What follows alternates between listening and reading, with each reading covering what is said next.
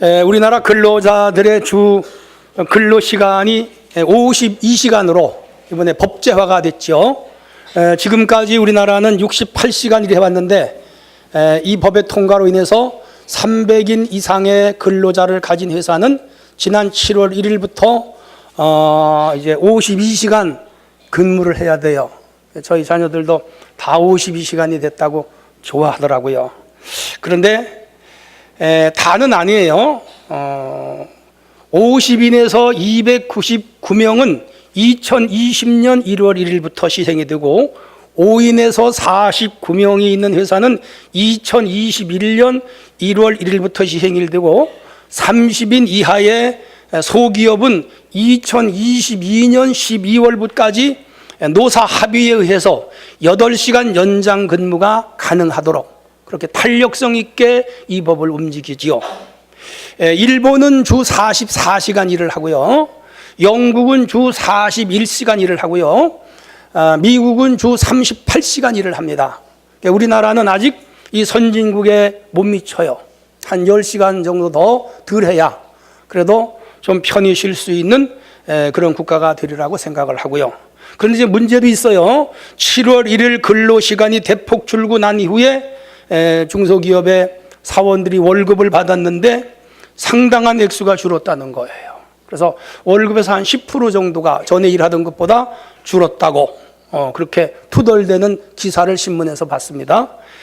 목적은 저녁이 있는 삶을 표방을 했는데 문제는 월급이 주니까 이것도 해결해야 할 과제가 아닌가 그렇게 생각을 합니다. 아무튼 사람들은 일을 하고는 쉬어야 돼요. 쉬지 않고 일을 하면 병이 들거나 지치거나 그리고 건강이 악화되어서 결국 궁극적으로는 국민들 삶의 질이 떨어지고 소득도 주는 그런 결과를 가져오죠. 우리 하나님은 6일간 일을 하시고 7째 날은 어떻게 하셨죠? 쉬셨어요. 창세기 1장에 잘 나와요. 그래서 7일째 날은 꼭 쉬셨어요. 자, 그래서 이것은 육체적인 회복도 되고 쉼을 통하여 또 영적인 회복도 되도록 하나님이 그렇게 만드셔서 성경에 보면은 안식일 제도가 있어요. 7일에 한 번. 안식년 제도가 있어요. 7년에 1년. 그리고 희년 제도가 있어요. 7년 안식년에 7번이 지나면 마지막은 2년간 쉬어야 돼요. 왜냐하면 7년째 되는 해수이고 50년째 되는 해 또 쉬어야 돼. 그래서 농사도 못 짓게 하고 땅도 갈아엎지 못하게 하고 사람들도 그동안 벌어놓았던 것으로 먹으면서 2년 동안 농사를 하지 않으면서 살도록 그게 희년제도예요. 희년제도는 궁극적으로 영원한 천국을 상징하고 예수님이 오셔서 영적으로 우리를 편히 쉬게 하시는 그런 영적인 구속사적 의미도 담겨져 있죠. 중요한 것은 육체적으로나 정신적으로 반드시 쉬어야 되고 무엇보다도 영적으로 쉬어야 돼요. 옆 사람과 합시다. 영적으로 쉬어야 됩니다. 그래서 우리 주님은 우리에게 이 쉬라고 초대를 해요. 그게 마태복음 11장 28절이 초대장이에요. 수고하고 무거운 짐진 자들아 다 내게로 오라. 내가 너희를 어떻게 하리라? 쉬게 하리라. 나는 마음이 온유하고 겸손하니 나의 멍에를 메고 내게 배워라. 그리하면 쉼을 얻으리니 이는 내 멍에는 쉽고 내 짐은 어떻다? 가볍다 그랬어요. 그래서 오늘은 내가 너희를 쉬게 하겠다는 이 말씀을 가지고 내게 와서 쉬어라 그런 주제로 본문을 따라가겠습니다. 같이 하실까요? 내게 와서 쉬어라. 오늘 푹 쉬다 가세요. 쉬시기를 바랍니다. 그래서 쉬라고 하니까 또 자진 마시고 푹 쉬다가 가시면 좋겠습니다. 자, 첫째는 인간은 수고하고 무거운 짐을 지고 가는 거죠. 28절에 나와요. 수고하고 무거운 짐진 자다 그랬잖아요. 다 무거운 짐. 여기 수고라고 하는 헬라어를 봤더니 호이 코피온데스. 이걸 직역하면 피곤에 지친 자들아 그런 뜻이에요. 지난 일주일 피곤에 지쳤죠. 또 더워서 지쳤죠. 제 60평생에 이렇게 더운 건 처음이에요. 이야, 세상에 이렇게 쿠웨이트도 가봤는데 이렇게는 안 더워요. 거기 습기가 없어서 덥긴 더운데 그늘만 가면 시원하더라고. 근데 우리는 뭐 그늘에 가도 덥고 방에도 덥고 밤에도 더워. 밤에도 새벽기도 왔는데 아침에도 더워. 야, 죽지 않고 산 게 다행이에요. 너무 더워요. 아픈 이들은 더 힘드실 것 같아요. 그리고 또 이 현장에서 일하시는 근로자들 힘들고, 시골에서 농사 짓는 분들 이렇게 더워도 밖에 나가서 일을 하는 거예요. 얼마나 힘들겠어요. 자, 그래서 우리 인생은 다 힘듭니다. 옆 사람하고 합시다. 힘들게 사시느라 고생했습니다. 네, 그래요. 사실은요, 지금도 옛날엔 더 힘들었어요. 농사하시는 분들은 등찌개지고 리어카 끌고, 경운기도 그때는 없었어요.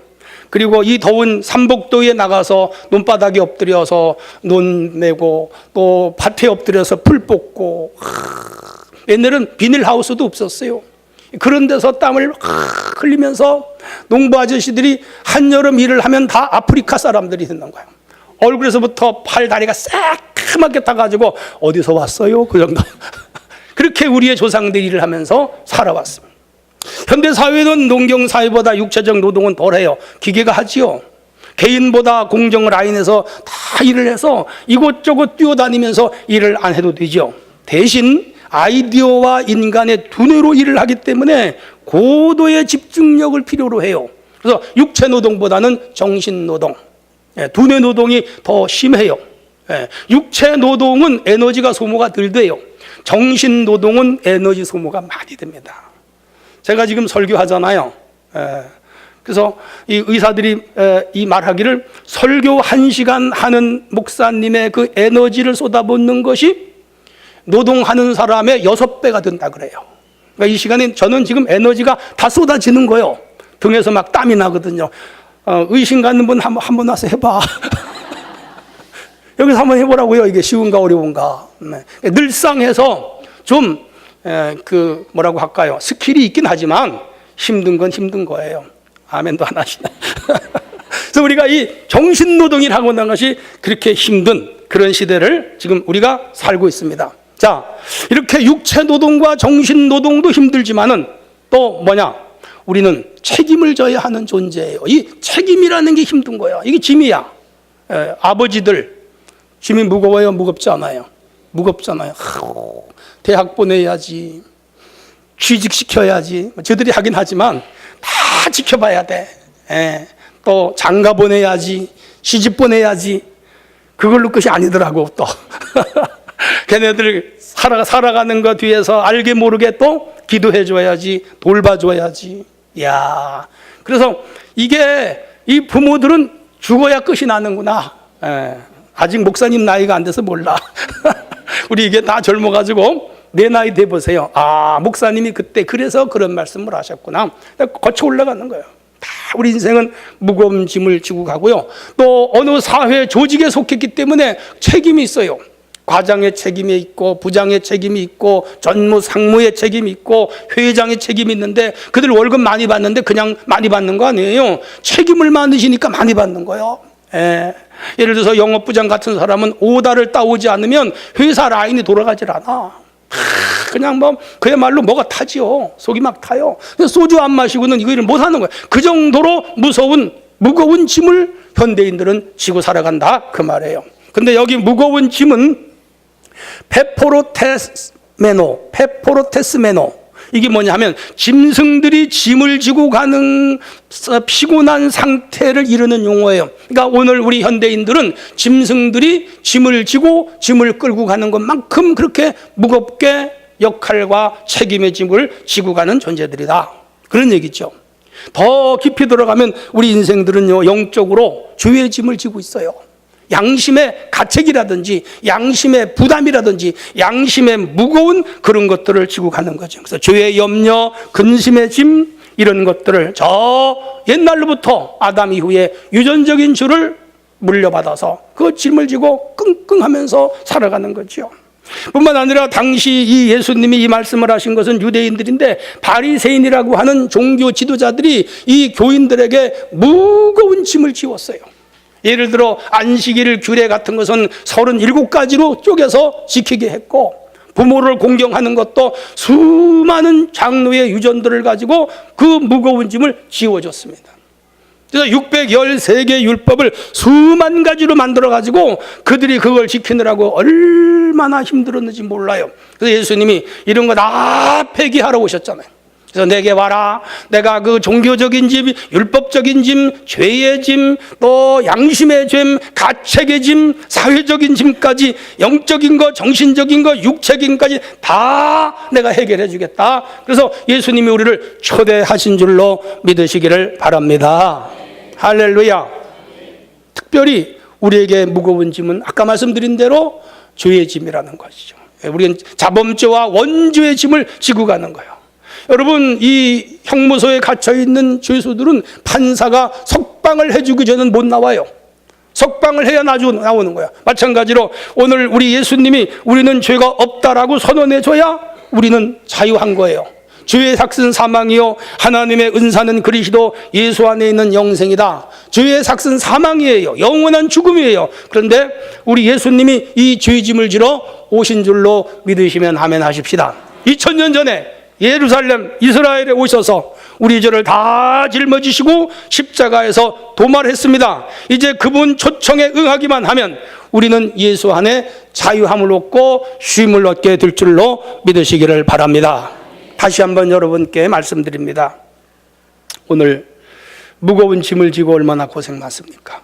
죄의 짐뿐 아니라 책임의 짐, 역할의 짐, 가장의 짐, 어머니의 짐, 자식의 짐, 회사, 직장, 상사로서의 짐, 그 외에도 가난의 짐, 질병의 짐, 질병의 또 이 빚의 짐, 우환의 짐, 실패의 짐, 뭐 이런 거 얼마나 많아요. 특별히 몸이 아파서 매일 약을 먹어야 되고 항암 치료를 받아야 되고 두려움, 걱정, 무거운 짐이잖아요. 너무너무 가난이 오래 지속되어 가지고 마음대로 자유롭게 가지도 못하고 쓰지도 못하고 괴로운 분들도 그 짐이잖아요. 짐이에요. 오늘 이런 무거운 짐을 지고 살아가는 것이 우리 인생이에요. 그런 의미로 볼 때 다 보면 측은하고 불쌍하고 마음이 안쓰럽고 우리 하나님의 마음이었고 우리 예수님의 마음이었어요. 제가 목회자의 심정으로 성도를 바라보면 다 참 측은한 마음이 들고 불쌍한 마음이 들고 이 더운 여름에도 떼역부치를 쓰면서 일을 해야 되고 열심히 살아가는데 생활이 잘 펴들어지지 않고 질병과 싸우는데 빨리 낫지 않고 가정에 이런 문제 저런 문제가 생겨서 고민하고 주님 교회에 나와서 엎드려 울면서 기도하는 그 울음소리를 들으면 목사님 가슴이 메어지는 그런 아픔을 가진 것이 오늘 우리 삶의 현실이기도 해요. 이런 크고 작은 어려운 짐을 지고 고통당하는 분들이 오늘 많아요. 근심 걱정에 그 한숨이 땅을 꺼지게 하는 그런 아픔을 가진 분들도 있어요. 주님이 오늘 이런 분들을 오라고 하시는 줄로 믿으시기를 바랍니다. 수고하고 무거운 짐을 지고 살아가는 우리 모든 성도들이요, 오늘 주님 앞에 나와 이 짐을 내려놓기를 원합니다. 해결받기를 원합니다. 자유를 얻기를 원합니다. 평안을 얻기를 원합니다. 위로와 힘을 얻는 시간이 되기를 주님의 이름으로 축원합니다. 자, 우리는 모두 수고하고 무거운 짐을 지고 가는 존재라고 배웠습니다. 그러면 또 우리 하나님은, 우리 주님은 내게 와서 쉬라 하는데 두 번째 찾아봅니다. 28절이에요. 다 내게로 오라고 초대하세요. 따라합시다. 다 내게로 오라. 네, 이 무거운 짐을 지고 가는 자들아 다 오라는 거예요. 다. 인비테이션이죠. 초청하는 거예요. 사람들은 특별한 날에 잔치를 열지요. 생일이라든지 첫돌이라든지 뭐 회갑잔치라든지 칠순잔치 요즘 하잖아요. 이런 날을 받아서 사람들을 초청을 해요. 식탁을 준비하거나 뷔페집에나 특별한 음식점을 이제 예약을 하고 손님들을 받아요.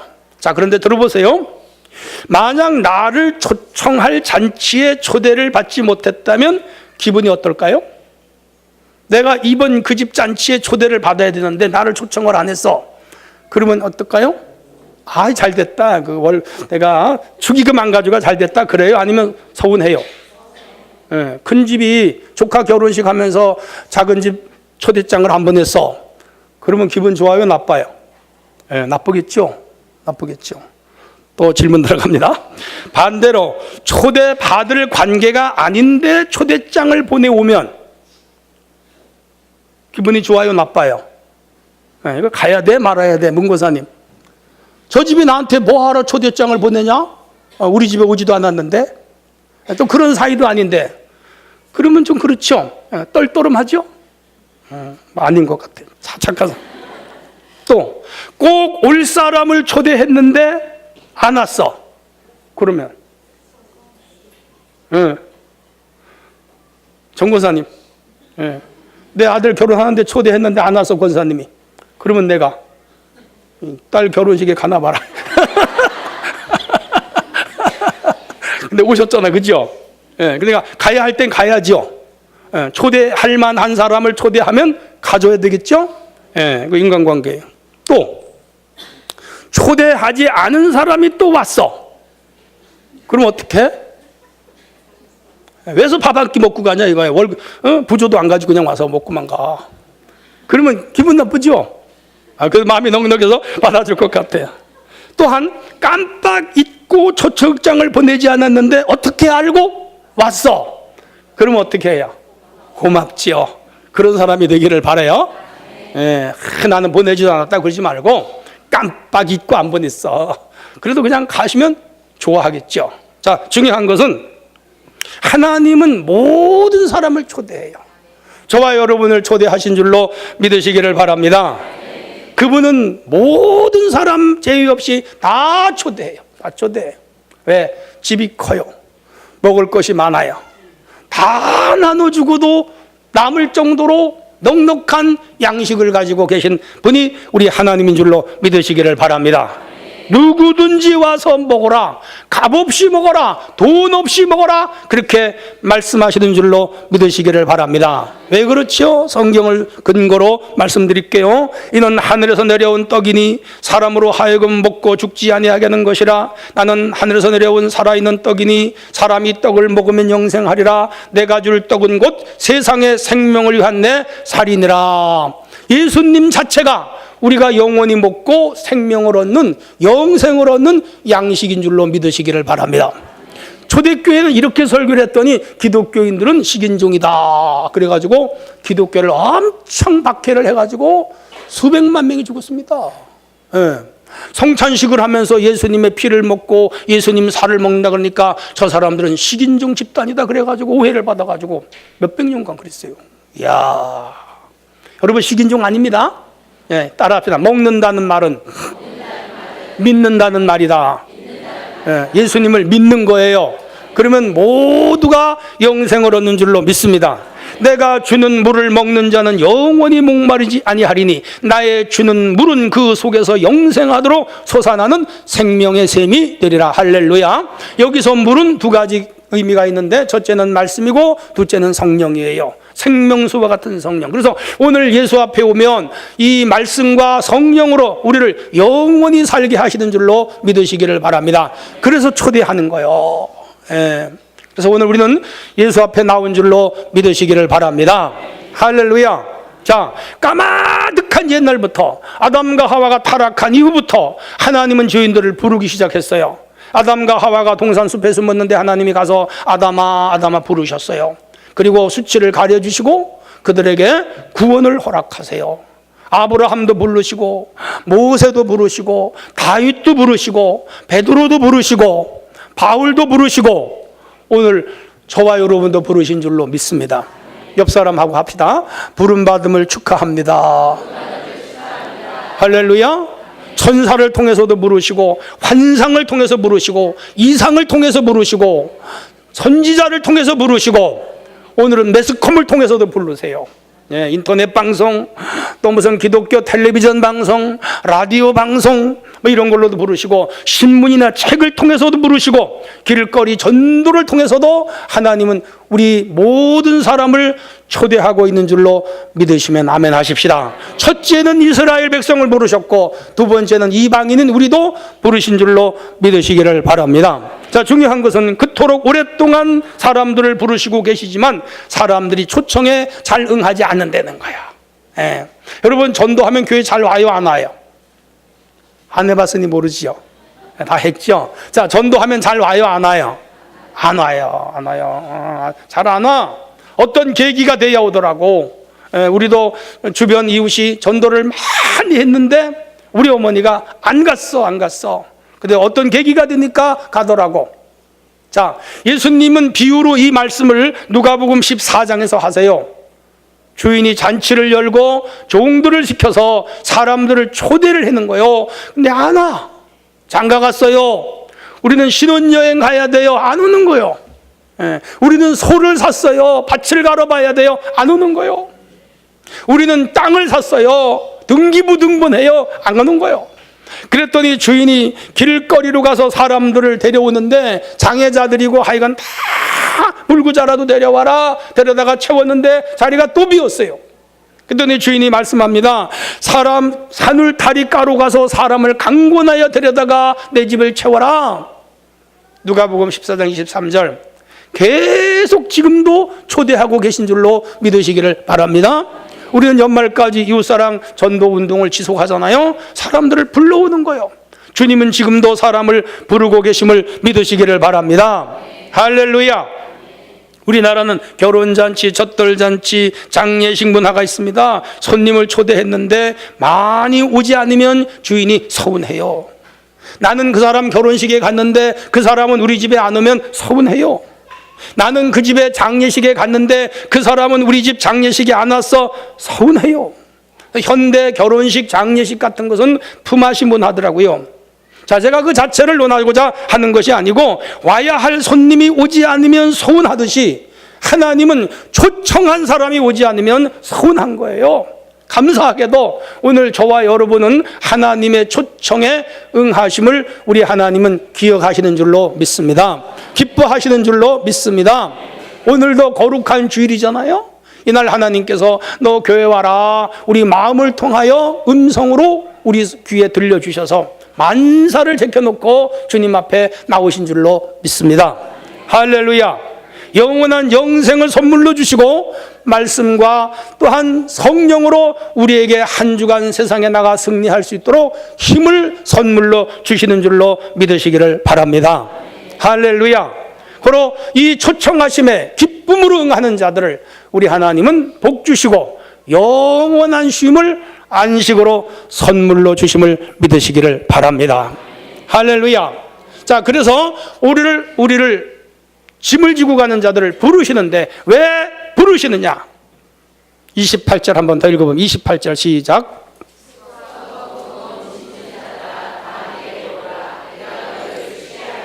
어떻게 하리라? 쉬게 하리라 그랬어요. 쉬게 하리라. 여기 쉰다는 말에는 세 가지 차원이 있습니다. 첫째는 휴식이에요. 뭐예요? 휴식입니다. 여러분, 권투 경기는 3분 싸우고 1분 쉬어요. 축구 경기는 45분 싸우고 15분 쉬어요. 그래야 또 힘을 얻어서 경기를 할 수가 있는 거예요. 초중고대 학생들 다 공부해봤지만은 40분 공부하고 뭐 20분 쉬거나 50분 공부하고 10분 쉬고 그래요. 우리 대학원에서는 150분 공부하고 10분 쉽니다. 굉장히 긴 시간, 2시간 반을 공부를 하고 쉬고 그래요. 나이가 먹었으니까. 그런데 그 쉬지 않고 공부를 하면 집중력이 떨어져요. 쉬고 공부를 해야 집중력이 증진이 돼요. 그래서 5일 일하고 지금은 이틀 쉬잖아요. 옛날에는 6일 일하고 하루 쉬었어요. 현대가 더 바쁘게 돌아가고 정신적으로 육체적으로 힘들다는 것을 증명하는 것이죠. 힘들어요. 그래서 52시간 더 쉬어야 된다는 40시간대로 떨어져야 된다는 거죠. 그래야 우리 사회 부대 비용이 덜 드는 거예요. 일 많이 하면 병이 생기고 병이 많이 생기면 병원 사업이 발달되고 병원 사업이 발전되는 나라는 건강한 나라가 아니에요. 병원에 가능하면 가지 않는 나라. 그래서 전 세계를 가보면 병원이 우리나라처럼 많은 나라는 없어요.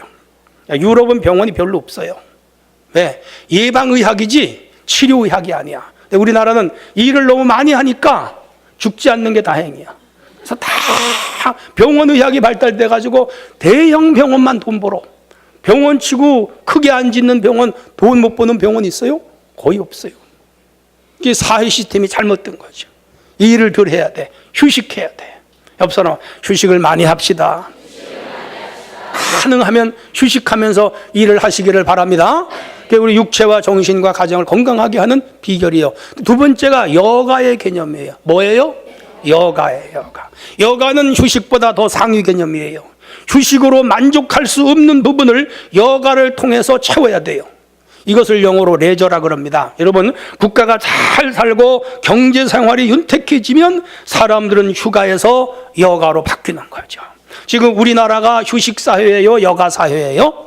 지금 휴식 사회에서 여가 사회로 넘어가고 있죠. 그래서 해외여행 많이 가잖아요. 1년에 2천만 명이. 왜 가죠? 여가하러 가는 거예요. 여유의 시간을 가지고 우리의 이 정신과 몸을 채우기 위하여 가는 거죠. 등산도 많이 가고 또 영화 잘 팔립니다. 새로 영화 만들면. 왜? 여가 활동하는 사람이 많은 거죠. 또 래프팅이라든지 골프라든지 연극 관람 이런 거죠. 지금 우리나라 여가 산업, 그래서 이 레저 산업에 굉장히 돈이 많이 끌지요. 많이 끌어요. 근데 요 지금 GNP 3만 불에서 4만 불로 넘어가면 우리나라가 아직 외국이 없는 게 있는데 보트라 그러죠. 그걸 뭐라 그러죠? 요트 시대, 요트 시대. 그래서 유럽에 가면 가정당 다 요트가 한 대씩 있어. 요 4만 불쯤 가면 요트가 한강변에 질비할 거예요. 거기 유성남 요트도 있을 거예요. 김학준 집사님 요트도 있을 거예요. 저도 좀 태워주세요. 예, 그거 가지고 동해바다, 서해바다 쫙 나가는 거죠. 얼마나 멋있어요. 예, 레저 시대인 거죠.